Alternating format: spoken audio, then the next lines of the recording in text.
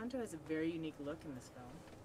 Were you involved in creating his look, and if so, what resources helped you to define it? I found on the internet, I was looking for sort of ideas, for the character Tonto. The Lone Ranger project was dead at the time. It had sort of fallen through the cracks. And so I saw this image on the internet of this painting of a warrior, white face with black stripes, and then I decided to put the crow on his head as his sort of eyes and ears, like a spirit guide, and I was amazed I got away with it, really. Describe the synergy between you and Tonto and Armie Hammer as John Reed, how that friendship evolves over the course of the film, and what was it like with you and Armie? I think with Armie and I, it was instant. I instantly, loved him. I loved, first and foremost, I loved the fact that the way that he attacked the character was never to deviate from that sort of earnest, square peg type guy. He was as square as they come, and he played it that way, and it was beautifully done. So the relationship for us as actors, or as characters, he gave me a lot of room to sort of poke at, at times. A lot of fun. You teamed up again with Gore. What does he bring to the Lone Ranger that's important to you as an actor? Gore was really the only guy to make this film. I mean, it's a very, like the, first few Pirates that he did. There was just no one else that could have come close to fitting all this information into this,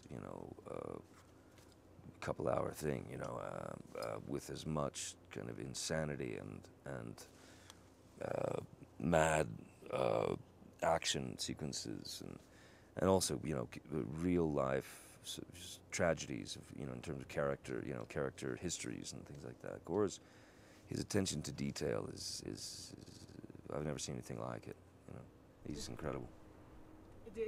Was the experience just amazing, being able to almost kind of go back in time in a way to participate in a John Ford-esque Very much so. Western When you're tale? standing in the middle of Canyon de Chelly and this unbelievably important sacred place for the Navajo, and you have access to it, and no white man has been there, in God knows how many years, and you're divided in there. You've entered a completely different space and time. You're no longer in 2013. You're somewhere else. If you had to pick one scene in The Lone Ranger that was your favorite to film, what would it be and why? Jeez. I don't know. I don't know. I had a good time. It was fun. It was myself, Armie, and Helena.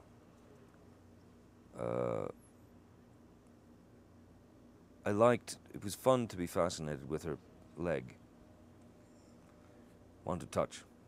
Yes. That was probably my favorite moment. That's champagne. What can audiences expect when they walk into the theater to see The Lone Ranger? I mean, nothing you've ever seen before. That's for sure. In terms of cinema, it's above and beyond. It's I don't think there's anything else like it. Certainly not a Western.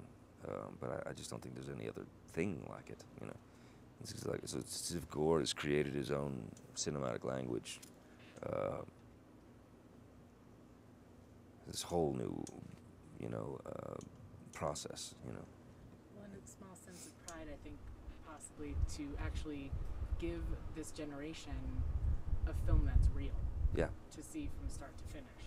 Absolutely, yeah. That process.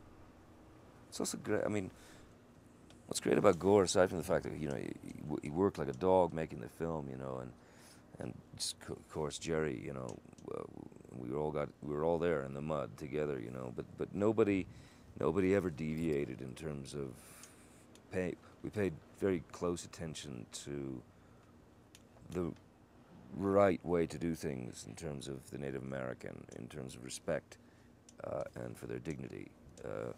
And that never left Gore's mind. He was always constantly going, wait a minute, let's think about this, you know, as was Jerry. So I was very lucky in that, you know, because that was the most important thing to me. But even Gore, with all that weight on his shoulders, he had that very prominent in his approach. You know, it's amazing.